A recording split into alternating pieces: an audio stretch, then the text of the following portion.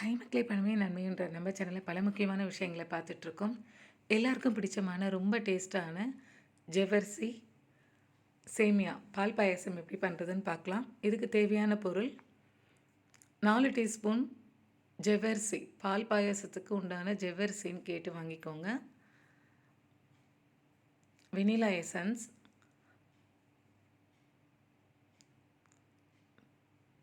நாலு டீஸ்பூன் வந்து கற்கண்டு, 1 கப் சேமியா, 10 முந்திரி பருப்பு, 1 கப் நெய் எடுத்துருக்கேன். அதில் பாதி கப்பு நெய் சேர்த்துக்கலாம். பாத்திரத்தில் அடிகனமான பாத்திரமாக எடுத்துக்கோங்க. ஒரு 10 முந்திரி பருப்பு சேர்த்துருக்கேன். ஒரு 4 டீஸ்பூன் இருக்கும் நெய். பாதாம் பருப்பை வந்து நல்லா சீவி எடுத்துருக்கேன் மெலிசா. இது நல்லா பொன்னிறமாக செவக்கிற அளவுக்கு நம்ம வறுத்து எடுத்துக்கலாம்.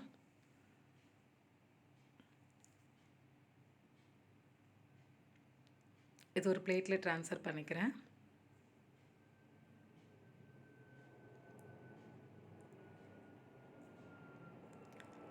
குட்டி குட்டியாக இருக்கும். பாயாசத்துக்குன்னு கேட்டு வாங்குங்க ஜவ்வரிசி. 4 டீஸ்பூன் ஜவ்வரிசி. இதை நல்லா நெய்யிலே வறுத்துக்கலாம். நல்லா பொரியணும், அந்தளவுக்கு நீங்கள் வருங்க. நல்லா பொரியுது பாருங்கள்.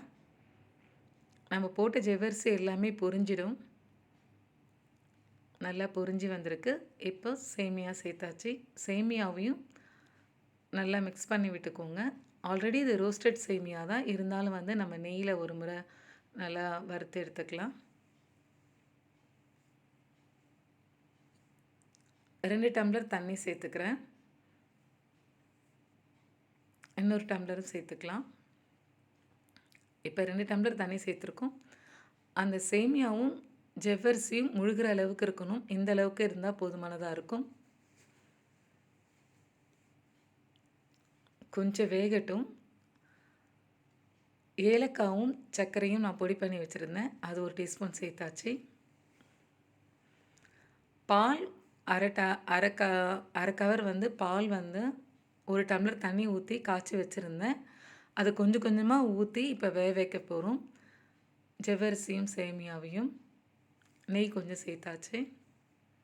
கொஞ்சம் கொஞ்சமாக நெய் சேர்த்து நம்ம வேக விடும்போது ரொம்ப நல்லாயிருக்கும்.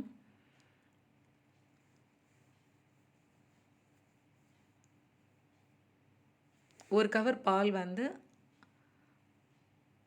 1 டம்ளர் தண்ணி ஊற்றி காய்ச்சி வச்சுருக்கேன். ஏன்னா வந்து நம்ம பால் பாயாசம் செய்யும்போது பச்சை பால் ஊற்றணுன்னா அது திரிஞ்சு போயிடும். அதுக்காக தான் 4 டேபிள் ஸ்பூன் வந்து கற்கண்டு எடுத்திருக்கேன், அதையும் சேர்த்தாச்சு. 1 கப்பு சுகர். ஏன்னா காய்ச்சின பாலே சேர்த்துக்கோங்க. திரிஞ்சிருச்சுன்னா நம்ம செய்கிற பொருள் எல்லாமே வேஸ்ட் ஆகிடும். அதனால் நீங்கள் காய்ச்சி ஆற வச்ச பாலே கொஞ்சம் கொஞ்சமாக சேர்த்துக்கோங்க.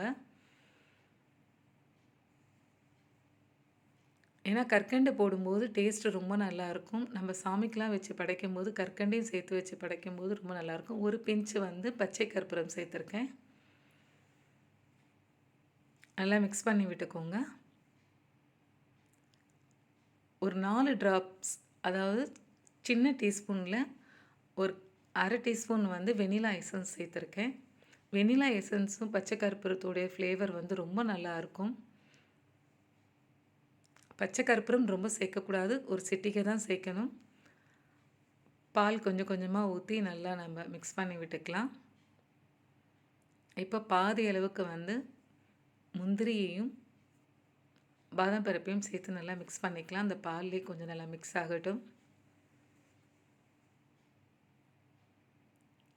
கற்கண்டும் சர்க்கரையும் போடும்போது கொஞ்சம் தண்ணியாக இருக்காமல் இருக்கும். அப்புறம் நம்ம கலர நல்லா கெட்டியாகிடும். இந்த பாருங்கள் எந்த அளவுக்கு கெட்டியாக இருக்குன்னு.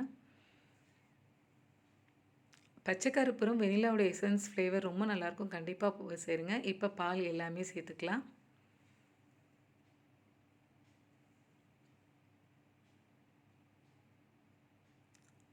ஒரு கண்ணாடி பவுலில் ட்ரான்ஸ்ஃபர் பண்ணி காமிக்கிறேன். நெய் எடுத்திருந்தோம்ல, இந்த 1 கப்பு நெய் தான் கொஞ்சம் கொஞ்சமாக ஊற்றி நம்ம மிக்ஸ் பண்ணியிருந்தோம். கடைசியாக மேலே கார்னிஷ்காக சேர்த்துருக்கேன். பாதாம் பருப்பும் முந்திரி பருப்பும் சேர்த்துக்கலாம்.